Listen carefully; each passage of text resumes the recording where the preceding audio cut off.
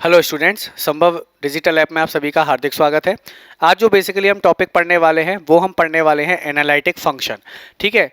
Analytic function basically होता क्या है कि आपके पास जो कॉन्सेप्ट है एनालिटिक फंक्शन का वो बेसिकली डिफरेंशिएबिलिटी है। यानी आपको अगर किसी फंक्शन को एनालिटिक दिखाना है तो आपको क्या चेक करना पड़ेगा, आपको चेक करना पड़ेगा कि फंक्शन डिफरेंशिएबल है या नहीं है। अगर कोई फंक्शन किसी भी पॉइंट पे अगर एनालिटिक नहीं है तो उस फंक्शन को कभी भी आप कोई अगर फंक्शन है किसी भी पॉइंट पे डिफरेंशिएबल नहीं है। सपोज करो आपके पास कोई एक डोमेन दे रखा है या आपको कोई एक सेट दे रखा है और आपसे उस सेट में एलिमेंट दे रखे हैं, कम से कम उसमें 10 करोड़ एलिमेंट आपको दे रखे हैं। कितने दे रखे हैं? 10 करोड़ एलिमेंट आपको दे रखे हैं। सपोज करो उसमें 99,99,999 पॉइंट ऐसे हैं जहां पे आपके पास फंक्शन क्या हो रहा है, डिफरेंशिएबल हो रहा है। लेकिन एक पॉइंट ऐसा आ गया उसमें जहां पे फंक्शन क्या नहीं हो रहा, डिफरेंशिएबल नहीं हो रहा। तो इसका मतलब ये हुआ कि अगर आपसे पूछा जाए कि उस डोमेन में फंक्शन एनालिटिक होगा कि नहीं होगा, तो आपका आंसर होगा नहीं होगा। क्यों? क्योंकि एनालिटिक फंक्शन ये कहता है कि अगर आपके पास कोई भी फंक्शन आपको दे रखा हो, अगर वो फंक्शन हर जगह क्या हो, एनालिटिक हो, एवरीवेयर क्या हो, एनालिटिक हो, तो उसको हम क्या बोलते हैं? उसको हम बोलते हैं एनालिटिक फंक्शन। समझ में आया स्टूडेंट्स? तो जब भी आपको एनालिटिक फंक्शन की बात करें या आपसे पूछा जाए कि बताइए एनालिटिक फंक्शन का मतलब क्या होता है, तो आप सिंपल सा आंसर देंगे कि ऐसे फंक्शन जो हर कहीं पे क्या हो, डिफरेंशिएबल हो। यानी ऐसा कोई भी पॉइंट नहीं मिले जहां पे फंक्शन डिफरेंशिएबल ना होता हो, तो हम उस फंक्शन को क्या बोलते हैं? एनालिटिक फंक्शन बोलते हैं। तो वही हम डेफिनेशन लिखने जा रहे हैं, analytic function.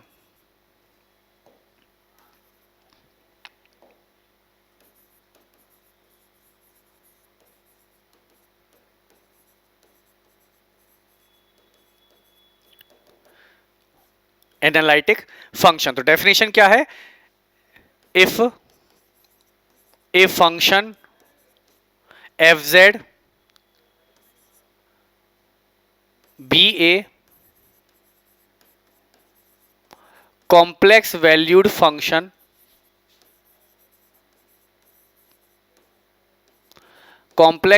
function then then then this is called analytic if it is differentiable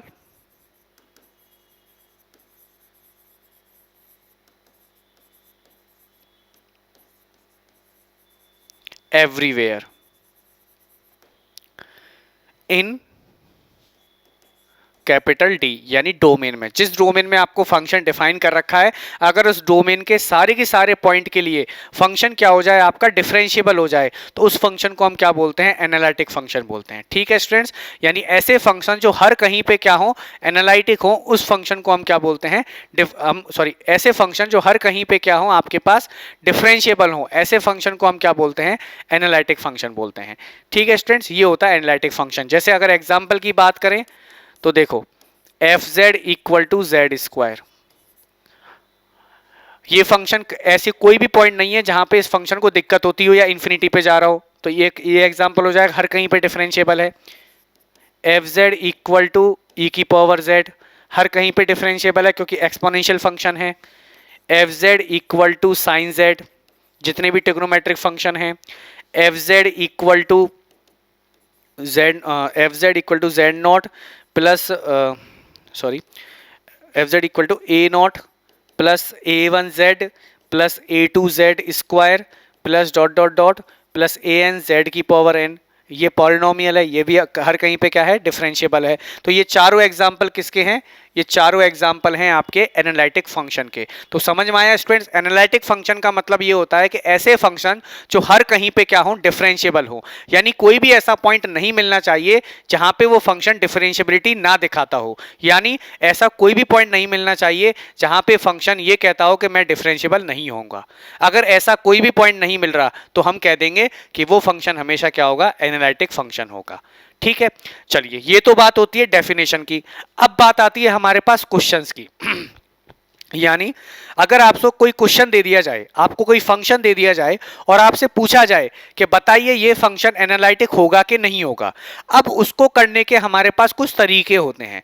सबसे पहला तरीका जो हमारे पास मेन होता है वो होता है हमारे पास नेसेसरी एंड सफिशिएंट कंडीशन। अगर आपको कोई भी फंक्शन एनालिटिक चेक करना है, सपोज करो आपको कोई फंक्शन दे रखा है एफ जेड, आपको कोई फंक्शन दे रखा है एफ जेड और आपको चेक करना है कि ये फंक्शन एनालिटिक है कि नहीं है, तो आपको दो चीजें चेक करनी होती हैं। आपको दो चीजें चेक करनी होती हैं। पहली तो चेक करनी होती है कॉशी रीमान इक्वेशन। पहली क्या चेक करनी होती है? Cauchy Riemann equation. और दूसरी चेक करनी होती है डिफरेंशिएबिलिटी।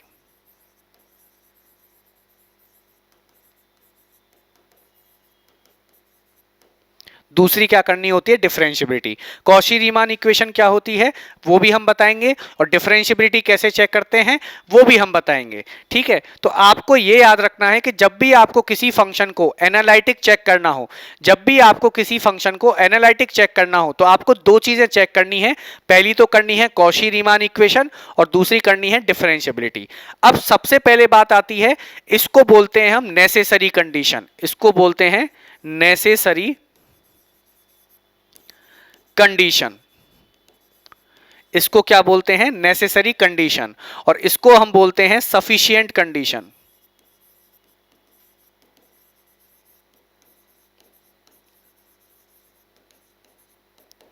इसको बोलते हैं नेसेसरी कंडीशन, इसको बोलते हैं सफिशिएंट कंडीशन।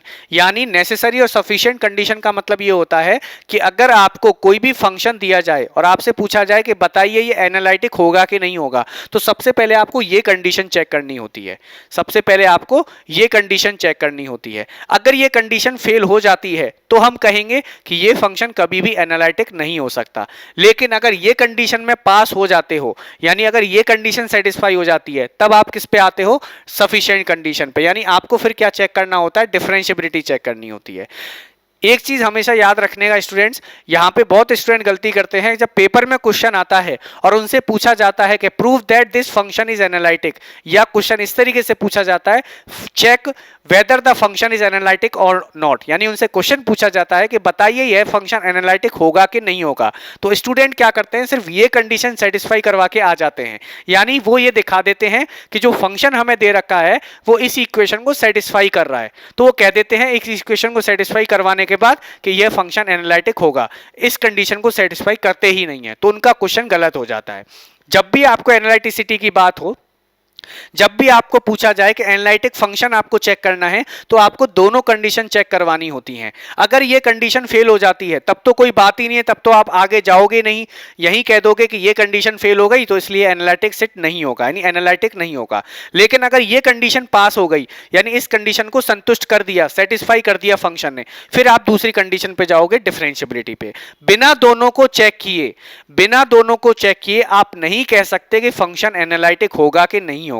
जब कोई फंक्शन इन दोनों कंडीशन को सेटिस्फाई करेगा तभी हम कहेंगे कोई फंक्शन एनालिटिक होगा। अगर इन दोनों में से कोई भी एक कंडीशन उसने फेल कर दी, यानी इन दोनों में से कोई भी एक कंडीशन अगर फेल हो गई, यानी इन दोनों में से कोई भी एक कंडीशन पे फंक्शन फेल हो गया, तो इसका मतलब फंक्शन कभी भी एनालिटिक नहीं होगा। तो हमेशा ध्यान रखना स्टूडेंट, एनालिटिक फंक्शन के लिए आपको दोनों कंडीशन चेक करनी होती है। अगर ये कंडीशन फेल हो जाती है तब आगे नहीं जाते हैं, सिर्फ यहीं पे कह देते हैं कि ये कंडीशन फेल हो गई इसलिए फंक्शन एनालिटिक नहीं होगा। और अगर ये कंडीशन सेटिस्फाई हो गई तब हम दूसरी कंडीशन पे जाते हैं, डिफरेंशिएबिलिटी पे।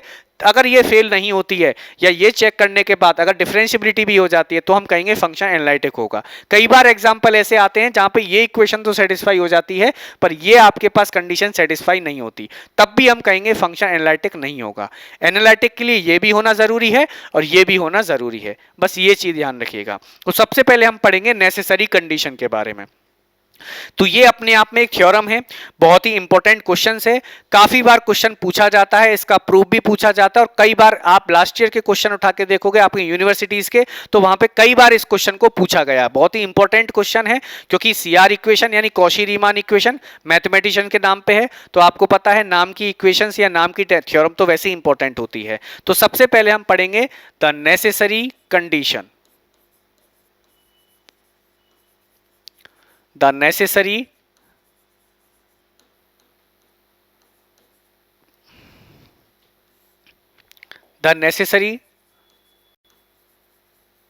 कंडीशन। तो देखिए द नेसेसरी कंडीशन की बात करें तो थ्योरम होती है इसके ऊपर, थ्योरम का स्टेटमेंट लिख लेते हैं, फिर इसको प्रूफ करेंगे हम कि थ्योरम का स्टेटमेंट कैसे होता है। तो थ्योरम का स्टेटमेंट दे रखा है, the necessary condition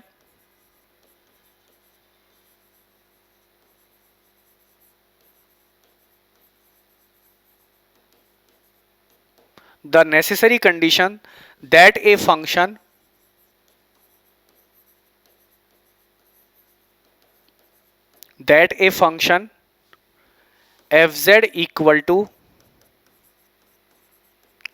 uxy plus iota vxy, v analytic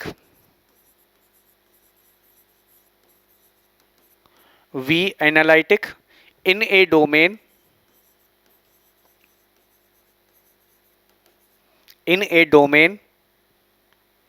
D is that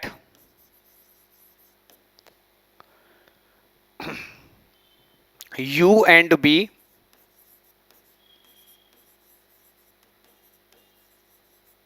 satisfy the Cauchy-Riemann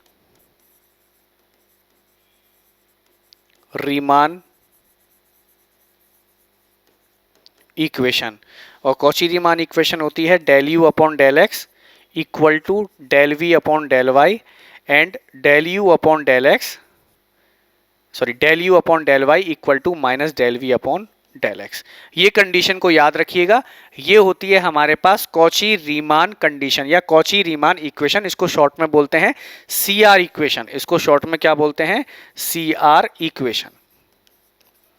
इसको शॉर्ट में क्या बोलते हैं? C R equation. इसको याद रखिएगा, ये होती है कॉशी रीमान इक्वेशन यानी सी आर इक्वेशन। यानी अगर आपके पास नेसेसरी कंडीशन क्या है कि जब भी आपको किसी फंक्शन को, अगर किसी फंक्शन को आपको एनालिटिक प्रूफ करना है तो सबसे पहले आपको ये कंडीशन प्रूफ करनी पड़ेगी, यानी ये कंडीशन आपको सेटिस्फाई करवानी पड़ेगी। अगर ये कंडीशन सेटिस्फाई होगी तो ही हम आगे बात करेंगे। अगर ये कंडीशन सेटिस्फाई नहीं होगी तो हम कह देंगे कि ये कंडीशन सेटिस्फाई नहीं होती है, इसलिए एनालिटिक नहीं होगा। अब आती है प्रूफ की बात। तो प्रूफ कैसे करेंगे इस कंडीशन को, वो देखिए। तो सबसे पहले मैं आपको ये बताना चाहूंगा कि ये चीज क्या होती है, ये क्या चीज होती है u और v। तो देखिए कैसे निकालते हैं u और v। देखिए अगर आपको कोई फंक्शन दे रखा है, मान के चलो z स्क्वायर, ये आपको फंक्शन दे रखा है, आपको u और v में कन्वर्ट करना है ये। तो कैसे करेंगे? देखिए हमें पता है z बराबर क्या होता है? x plus iota y. z बराबर क्या होता है? x plus iota y. तो यहां पे z की जगह क्या रखोगे? x plus iota y. इसको ओपन करेंगे, a प्लस बी का होल स्क्वायर क्या होता है? a square plus we square plus 2ab, a square plus we square plus 2a और b, ये हो जाएगा। अब देखिए यहां से ये क्या हो जाएगा? F z equal to x square plus iota square y square, और ये क्या हो जाएगा? प्लस 2xy आयोटा, ये हो जाएगा। अब हमें पता है आयोटा स्क्वायर की वैल्यू कितनी होती है? -1। तो एफ जेड इक्वल टू हो जाएगा x square minus y square plus 2xy iota. ये हमने किस में कन्वर्ट कर लिया? x और y में कन्वर्ट कर लिया। यहीं से आपको u और v मिलेंगे। तो देखो u जो होता है, u क्या होता है आपके पास? Real part of f z. Real part क्या है इसका? X square minus y square, ये तो होता है यू एक्स वाई। और v क्या होता है आपके पास? Imaginary part of f z. तो इमेजनरी पार्ट कौन सा होता है? जहां पे आयोटा आता है। आयोटा किसके साथ आ रहा है? 2xy के साथ। तो vxy की वैल्यू कितनी है? 2xy। समझ में आया? इस तरीके से जो भी आपको फंक्शन दे रखा है उसको आप किस में कन्वर्ट कर सकते हो, u और v में कन्वर्ट कर सकते हो। u क्या होता है, एक्स वाई का फलन होता है, एक्स वाई का फंक्शन होता है, जो आपके पास क्या होता है, रियल पार्ट होता है एफ जेड का। और वी एक्स वाई कौन सा फंक्शन होता है, इमेजनरी फंक्शन होता है, यानी इमेजनरी पार्ट होता है किसका, एफ जेड का। तो हमने u और v निकाल ली। इस तरीके से हम u और v निकालते हैं। इस थ्योरम में इसका यूज नहीं है कहीं पे इस एग्जाम्पल का, वो तो सिर्फ मैंने आपको u और v निकालना बताएं कि अगर कोई आपको फंक्शन दे दिया जाए z की टर्म में, अगर कोई फंक्शन z की टर्म में दे दिया जाए तो उसको आप कन्वर्ट कैसे करोगे u और v में, वो चीज मैंने आपको बताई है। इसका यूज कहीं नहीं है। अभी हम थ्योरम प्रूफ पे आते हैं। ठीक है, ये तो मैंने एग्जाम्पल से बताया u और v कैसे निकालते हैं। तो चलिए थ्योरम को प्रूफ करते हैं। अब आपको क्या दे रखा है, एफ जेड इक्वल टू आपको दे रखा है u x y plus iota v x y. उसने कहा है कि इस तरीके से आपको एक फंक्शन दे रखा है और ये फंक्शन एनालिटिक कब होगा, जब ये सी आर इक्वेशन को सेटिस्फाई करेगा। तो उसने क्या कह रखा है, उसने कह रखा है this function is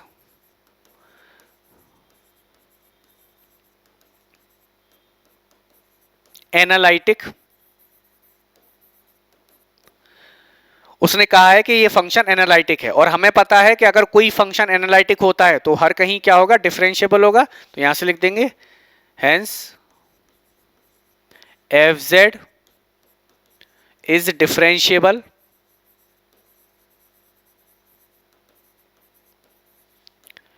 everywhere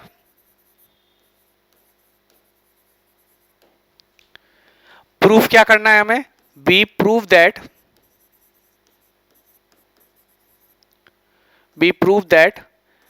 del u upon del x equal to del v upon del y and del u upon del y equal to minus del v upon del x। ये चीज हमें प्रूफ करनी है। तो देखिए कैसे करेंगे, differentiability से उतारते हैं। एफ डैश जेड डिफरेंशिएबल है तो इसका मतलब क्या होगा, limit delta z tends to zero f z plus delta z minus f z upon delta z, ये होगा हमारे पास। अब देखिए एफ डैश जेड लिमिट, अब आपके पास देखिए यहां से delta z tends to zero, अब आपके पास एफ किसका फंक्शन है, यू और वी का। तो आपके पास क्या हो जाएगा, यू, देखिए सॉरी, जेड आपके पास क्या होता है, x plus iota y. Delta z क्या होता है आपके पास, delta x plus iota delta y. Z plus delta z क्या होगा आपके पास, x, sorry x plus delta x, delta z क्या होगा आपके पास, ये होगा x x plus delta x plus iota y plus delta y, यही होगा z प्लस डेल्टा जेड। अब आपके पास जो एफ जेड दे रखा है वो किसका फंक्शन दे रखा है, यू एक्स वाई का। तो यहां से आपके पास f z plus delta z क्या हो जाएगा आपके पास, u x plus delta x comma y plus delta y plus iota v x plus delta x comma y plus delta y, ये हो जाएगा आपके पास f z plus delta z, क्योंकि एफ जेड अब किसका फंक्शन दे रखा है, यू एक्स वाई का। तो यू एक्स वाई का है तो एक्स में आपको क्या करना है, जेड प्लस डेल्टा जेड। तो एक्स की जगह क्या रखोगे, एक्स प्लस डेल्टा एक्स, और वाई की जगह क्या रखोगे, वाई प्लस डेल्टा वाई। तो वही मैंने लिखा है, एक्स की जगह x plus delta x, y की जगह y plus delta y, iota as it is, v में एक्स की जगह x plus delta x, y की जगह वाई डेल्टा वाई। और एफ जेड तो आपके पास सेम ही रहेगा, एफ जेड क्या रहेगा, u x y plus iota v x y, ये आपको दे ही रखा है। तो देखिए कैसे निकालेंगे, और delta z x plus iota y है। तो f z plus delta z की वैल्यू मेरे पास कितनी आई, x plus delta x comma y plus delta y minus sorry plus iota v x plus delta x comma y plus delta y, ये किसकी value आ गई, जेड प्लस डेल्टा जेड की, माइनस एफ जेड की value कितनी हो जाएगी, you x Y, minus की वजह से ये माइनस हो जाएगा, v x y upon delta z की जगह क्या आ जाएगा, x plus iota delta y, ये आ जाएगा। अब देखिए मैं इसको और इसको साथ में ले रहा हूं, u वाली टर्म को एक साथ ले रहा हूं, v वाली टर्म को एक साथ ले रहा हूं। तो आपके पास क्या बनेगा, यहां से limit delta z tends to zero u x plus delta x comma y plus delta y minus u x comma y plus, अब देखो दोनों में से, इन दोनों में से देखो, इस वाले में से और इस वाले से मैं आयोटा कॉमन ले रहा हूं, इन दोनों में से मैं आयोटा कॉमन ले रहा हूं, तो क्या बनेगा आपके पास iota v x plus delta x comma y plus delta y minus v x comma y upon delta x plus delta iota y, या ऐसे लिख लो delta x plus iota delta y, ये हो जाएगा। चलिए अब इसका इन दोनों में अलग अलग मैं क्या कर लूं, डिवाइड कर लूं, तो u x plus delta x comma y plus delta y minus u x comma y upon delta x plus iota delta y, और यहाँ पे क्या हो जाएगा iota v x plus delta x comma y plus delta y minus v x comma y upon delta x plus iota delta y. अब देखिए वही चीज जो हम डिफरेंशियबिलिटी में करते थे कि डेल्टा जेड अगर जीरो की तरफ जा रहा है तो इसके बाद दो चॉइस हैं, या तो ये एक्स की तरफ से जाएगा या वाई की तरफ से जाएगा। तो दो केस लेंगे हम। Case number first, if delta z tends to zero towards x axis, अगर एक्स एक्सिस की तरफ से जा रहा है तो डेल्टा जेड क्या हो जाएगा डेल्टा एक्स और डेल्टा वाई क्या हो जाएगा जीरो। तो रखिए यहां पे लिमिट डेल्टा जेड की जगह क्या हो जाएगा delta x tends to zero, और यहां पे क्या हो जाएगा u x plus delta x comma y हो जाएगा क्योंकि डेल्टा वाई तो जीरो हो गया, minus u x comma y upon ये क्या हो जाएगा डेल्टा एक्स क्योंकि डेल्टा वाई तो जीरो हो गया, plus iota v x plus delta x comma y हो जाएगा सिर्फ, और v x comma y upon delta x. ये किसकी डेफिनेशन है, f dash z equal to f z equal में चल रहा है, ये किसकी है del u upon del x, ये किसका डिफरेंशिएशन है यू का एक्स के रेस्पेक्ट में, और ये क्या हो जाएगा del v upon del x, ये हो जाएगा हमारे पास। इसको दे दिया इक्वेशन नंबर 1। समझ में आया, ये क्या होती है डेरिवेटिव होता है, क्योंकि आप क्या लिखते हो आप यही तो लिखते हो f x plus delta x minus f x upon delta x, जब एफ डैश एक्स होता है यानी आप del f upon del x की डेफिनेशन लिखते हो रियल वैल्यूड फंक्शन में, तो वो क्या होता है F x plus delta x minus f x upon delta x. वही चीज मैंने लिखी है, डेल्टा एक्स आया है और नीचे डेल्टा एक्स आया, तो इसका मतलब क्या होगा u का x के रेस्पेक्ट में डेरिवेटिव और यहाँ पे v का x के रेस्पेक्ट में डेरिवेटिव है। ठीक है, चलिए अब ये तो हो गया केस सेकंड। ये हमने कब लिया है जब डेल्टा z किसकी तरफ से आ रहा है y एक्सिस किसकी तरफ से आ रहा है, डेल्टा z किसकी तरफ से जीरो जा रहा है x एक्सिस की तरफ से। लेकिन अगर डेल्टा z आपके पास y एक्सिस की तरफ से जीरो जाए तो क्या बनेगा, देखिए case second, case second if delta z tends to zero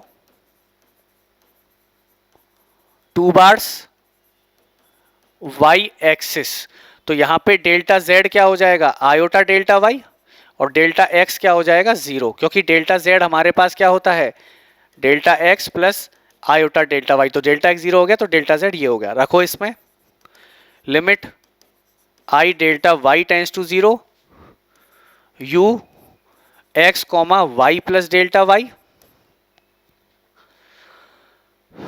plus u x comma y minus का है sorry minus u upon iota delta y, और यहां प्लस का iota v iota v x comma y plus delta y minus v x comma y upon iota delta y. तो देखिए यहां से क्या बनेगा आपके पास, इस आयोटा से ये आयोटा कैंसिल हो जाएगा, तो अगर आप डेफिनेशन यूज करोगे तो ये किसकी हो जाएगी 1 upon iota del u upon del y, और ये हो जाएगी प्लस का del v upon del y. ठीक है, क्योंकि ये किसका डेरिवेटिव है u का y के रेस्पेक्ट में और ये v का y के रेस्पेक्ट में। अब मैं इस आयोटा को सॉल्व करूं तो ऊपर और नीचे आयोटा का मल्टीप्लाई करूंगा, तो यहाँ पे आपके पास बनेगा माइनस का i del u upon del y plus del v upon del y, यानी इसको मैं कैसे लिख सकता हूं, del v upon del y minus का i del u upon del y. इसको बोल दिया इक्वेशन नंबर 2। और मुझे पता है कि अगर डिफरेंशिएबल है, फंक्शन डिफरेंशिएबल है, तो दोनों लिमिट क्या होंगी, इक्वल होंगी। यानी दो लिमिट मतलब इक्वेशन 1 और इक्वेशन 2 को क्या होना पड़ेगा, इक्वल होना पड़ेगा अगर डिफरेंशिएबल है। तो यहां से हम लिख सकते हैं del u upon del x plus iota del v upon del x equal to del v upon del y minus iota del u upon del y. तो ये दोनों क्या हैं, कॉम्प्लेक्स नंबर हैं, और दोनों कॉम्प्लेक्स नंबर, दो कॉम्प्लेक्स नंबर इक्वल कब होते हैं, जब उनके रियल पार्ट और इमेजिनरी पार्ट इक्वल हों।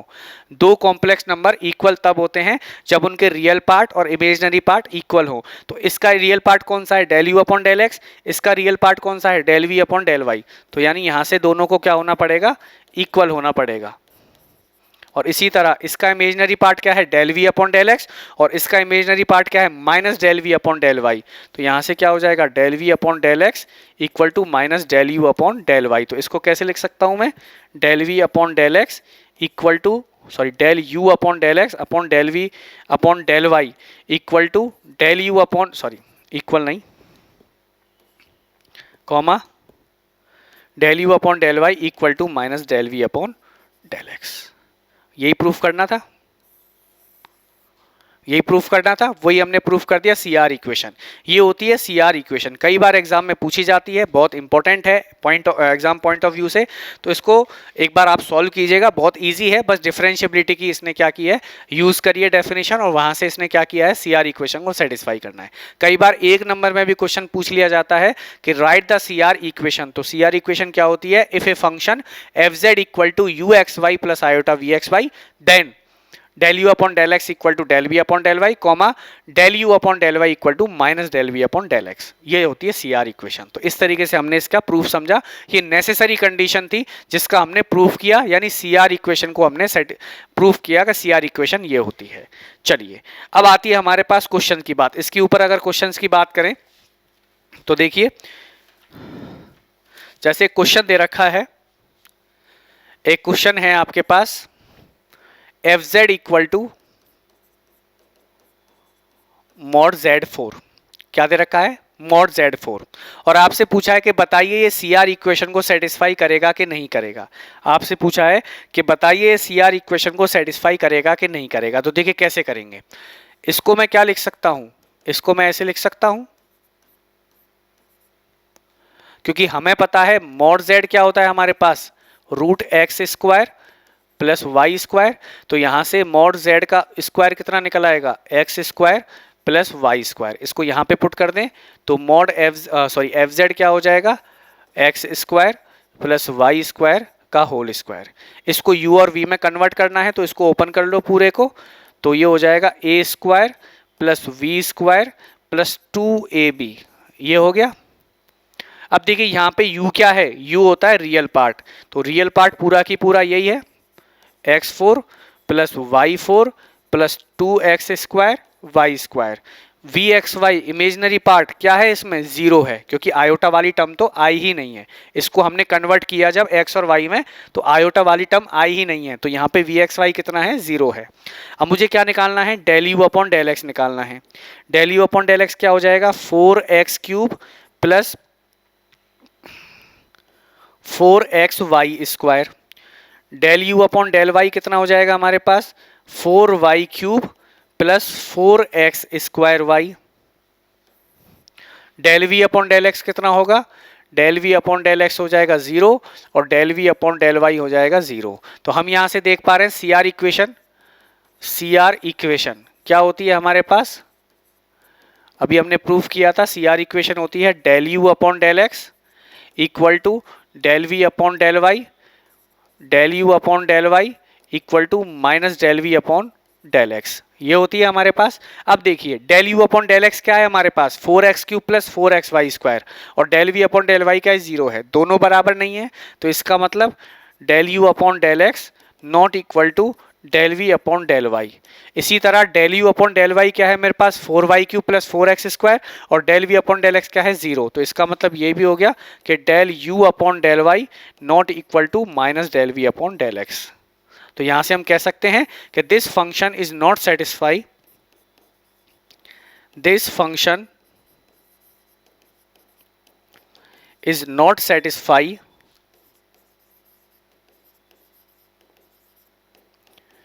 The Cauchy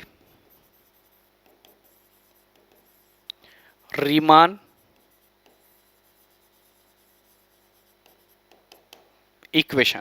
this function is not satisfy the Cauchy Riemann equation. समझ में आ गया स्टूडेंट्स? अगर सपोज करो इसी में वो एक क्वेश्चन और पूछ लेता कि बताइए एक्स और वाई के किन वैल्यू के लिए ये सी आर इक्वेशन सेटिस्फाई होती।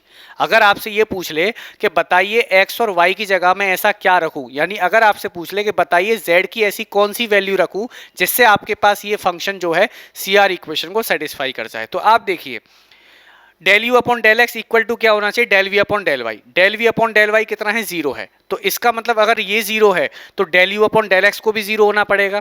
Del u upon del x क्या है हमारे पास, 4x³ प्लस 4xy स्क्वायर। ये जीरो कब हो सकता है, जब एक्स और वाई जीरो हो। तो जब देखोगे जब एक्स और वाई जीरो होंगे तो del u upon del x zero हो जाएगा और ये किसकी इक्वल हो जाएगा, del v upon del y के। इसी तरह हमें क्या दिखाना है, del u upon del y किसकी इक्वल है, minus del v upon del x के। Del v upon del x क्या है, जीरो है, तो del u upon del y को क्या होना पड़ेगा, जीरो। और ये जीरो कब हो सकता है, एक्स और वाई जीरो हो। तो इसका मतलब ये होगा कि ये जो आपको फंक्शन दे रखा है ये सिर्फ और सिर्फ कहां पे सी आर इक्वेशन सेटिस्फाई कर सकता है, आपके पास ओरिजिन पे कर सकता है। ये कहां पे सेटिस्फाई कर सकता है, सिर्फ ओरिजिन पे। अगर आपके पास कोई ओरिजिन है यानी f z equal to mod z square कोई फंक्शन है, ये सिर्फ और सिर्फ कहां पे सी आर इक्वेशन सेटिस्फाई करेगा, जेड इक्वल टू जीरो पे यानी ओरिजिन पे। ओरिजिन के अलावा ये फंक्शन कभी भी क्या नहीं होगा, सी आर इक्वेशन को सेटिस्फाई नहीं करेगा ओरिजिन के अलावा।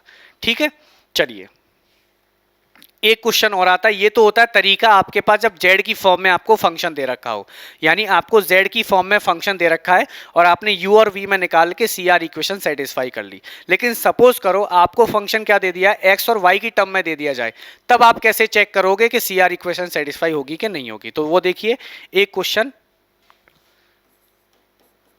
देखिए, show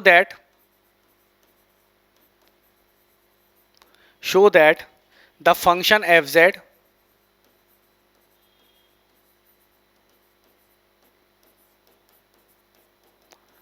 under root mod xy satisfy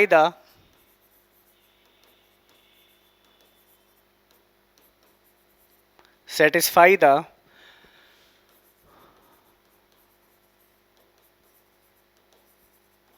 Cauchy-Riemann equation at the origin।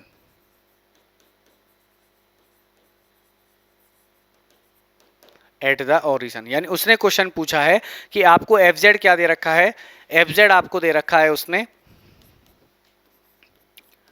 F z equal to mod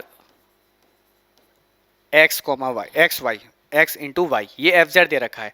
उसने कहा है कि आपको शो करना है कि ये जो आपको फंक्शन दे रखा है ये सिर्फ और सिर्फ ओरिजिन पे ही क्या करेगा, आपका सी आर इक्वेशन सेटिस्फाई करेगा, यानी कॉशी रीमान इक्वेशन को सेटिस्फाई करेगा सिर्फ और सिर्फ किस पे, ओरिजिन पे। तो देखिए कैसे दिखाएंगे। अब आपको पता है कि आप अगर करना चाहो तो इसको ऐसे भी कर सकते हो कि यू एक्स वाई की वैल्यू कितनी दे रखी है आपको, रूट मॉड एक्स वाई, और वी एक्स वाई की वैल्यू आपको कितनी दे रखी है, जीरो। लेकिन उससे कैलकुलेशन थोड़ी क्या लेंथी हो जाएगी। मैं इसका एक शॉर्ट मेथड और बता रहा हूं आपको। तो देखिए आपको क्या निकालना है, सी आर इक्वेशन सेटिस्फाई करनी है, यानी आपको क्या चेक करना है, सी आर इक्वेशन। और हमें पता है सी आर इक्वेशन क्या होती है, सी आर इक्वेशन होती है del u upon del x equal to del v upon del y, del u upon del y equal to minus del v upon del x, ये होती है हमारे पास। अब देखिए तो मुझे del u upon del x निकालना है। इसका अगर डायरेक्ट डेरिवेटिव करूंगा तो 1 अपॉन रूट 2 एक्स, इस तरीके से बहुत कॉम्प्लिकेटेड आएगा। सॉल्व तो उससे भी हो जाएगा, दिक्कत उसमें भी नहीं है, आंसर भी सेम मिलेगा, बस थोड़ा सा और शॉर्ट मेथड में आपको बता रहा हूँ। तो मुझे del u upon del x निकालना है किस पे, ओरिजिन पे। तो लिमिट एक्स टेंस टू क्या हो जाएगी, जीरो, क्योंकि ओरिजिन बोला है। ये अभी हमने कॉशी रीमान इक्वेशन सेटिस्फाई करी तो उसमें इस कॉन्सेप्ट का यूज किया था। चलिए यू एक्स कॉमा जीरो, यानी यू एक्स वाई कितना है आपके पास ये, ठीक है। अब इसमें x की जगह x रखना है और y की जगह 0 रखना है, तो ये क्या बन जाएगी आपके पास 0। जब यहाँ पे x की जगह x रखोगे, y की जगह 0 रखोगे, तो पूरी टर्म क्या बन जाएगी 0। तो ये आ जाएगा आपके पास limit x tends to 0, 0 minus 0 upon x यानी 0। तो del u upon del x क्या आ गया, 0 आ गया। इसी तरह अब हम क्या निकालेंगे, del u upon del y. Del u upon del y क्या होगा, limit y tends to 0, u 0 comma y minus u 0 comma 0 upon y. तो del u upon del y क्या आ जाएगा आपके पास, लिमिट y टेंड टू 0। अब देखिए u एक्स वाई ये है, अब x की जगह आपको क्या निकालना है, 0 y निकालना है। तो x की जगह 0 रखोगे और y की जगह y रखोगे तो 0 मिलेगा, और 0 0 पे 0 है ही है क्योंकि दोनों की 0 वैल्यू 0, y ये भी क्या मिल जाएगा 0। अब आप निकालोगे del v upon del x, limit x tends to 0, v x comma 0 minus v 0 comma 0 upon x। तो यहां से देखिए del v upon del x क्या हो जाएगा आपके पास, लिमिट x टेंस टू 0। अब x comma 0, v x y 0 ही है तो आप उसमें कुछ भी चेंज करो 0 ही आना है, ये भी 0 अपॉन x तो 0 आ जाएगा। अब del v upon del y निकालोगे तो limit y tends to 0, v 0 comma y minus v 0 comma 0 upon y, तो ये भी 0 आ जाएगा क्योंकि 0 कॉमा वाई करने पर भी हमें 0 ही मिलना है, और 0 0 पर 0 तो ये 0 आ जाएगा। तो आप देख पा रहे हो del u upon del y del v upon del y के इक्वल है कि नहीं। Del u upon del u upon del x कितना है, del u upon del x 0 है, del v upon del y 0 है, दोनों बराबर हैं। अब del u upon del y क्या है आपके पास 0, किसके इक्वल होना चाहिए, minus del v upon del x के, तो minus del v upon del x 0, ये दोनों भी 0 हैं, तो ये कंडीशन भी सेटिस्फाई। तो इसका मतलब ये जो फंक्शन है आपके पास एफ जेड, ये जो फंक्शन दे रखा है ये ओरिजिन पे क्या होगा, सी आर इक्वेशन सेटिस्फाई करेगा, और यही हमें क्या करना था, शो करना था। तो हमने शो कर दिया कि कोई भी अगर फंक्शन है आपको किस तरीके से सी आर इक्वेशन को क्या करना है, सेटिस्फाई करना है, वो हमने आपको 2 क्वेश्चन से बताया, 2 डिफरेंट मेथड से बताया। आप दोनों में से कोई भी मेथड यूज कर सकते हो, आंसर सेम मिलेगा। ऐसा नहीं है कि मेथड डिफरेंट होने से आंसर डिफरेंट आ जाएगा, आपको मेथड डिफरेंट होने से आंसर सेम मिलेगा, ठीक है। तो इस तरीके से आपको कोई भी अगर फंक्शन दे दिया जाए और आपसे पूछा जाए कि बताइए सीआर इक्वेशन को सेटिस्फाई करेगा कि नहीं करेगा, तो इस तरीके से हम किसी भी सीआर इक्वेशन को क्या करवा सकते हैं, सेटिस्फाई करवा सकते हैं, ठीक है स्टूडेंट्स। तो आज हमने जो बेसिकली पढ़ा, हमने पढ़ा था कि एनालिटिक फंक्शन क्या होता है। एक चीज और स्टूडेंट्स, एनालिटिक फंक्शन को होलोमॉर्फिक फंक्शन भी कहते हैं। तो मैं यहां पे नोट डाल के लिखवा देता हूं आपको, एनालिटिक फंक्शन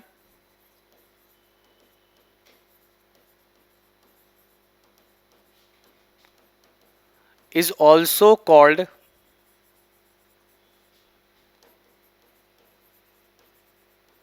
holomorphic function।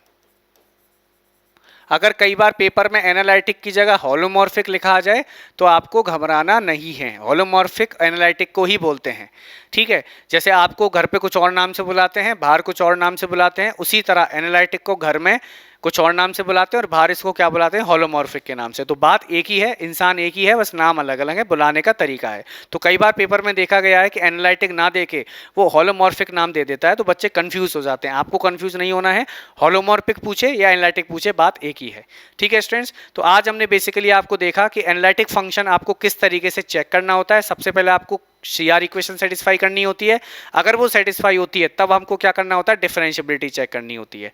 अगर कोई फंक्शन सीआर इक्वेशन ही सेटिस्फाई नहीं कर रहा तो हम वहीं से कह देंगे ये फंक्शन कभी भी एनालिटिक नहीं हो सकता।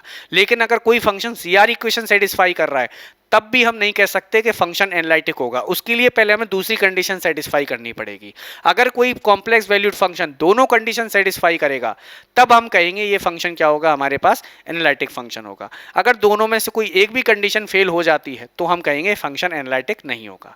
तो सीआर इक्वेशन का हमने देखा, नेसेसरी कंडीशन होती है सीआर इक्वेशन और सफिशिएंट कंडीशन होती है हमारे पास डिफरेंशिएबिलिटी। तो नेसेसरी कंडीशन का हमने आपको थ्योरम बता दी, प्रूफ भी बता दिया, सीआर इक्वेशन क्या होती है वो भी बता दिया, सीआर इक्वेशन कैसे हमने डेरिवेटिव की यानी कैसे हमने उसको फाइंड आउट किया उसका प्रूफ भी मैंने आपको बता दिया। तो आज की क्लास में स्टूडेंट्स हम यहीं खत्म करते हैं, मिलते हैं नेक्स्ट क्लास में और कंटिन्यू करते हैं। Thank you.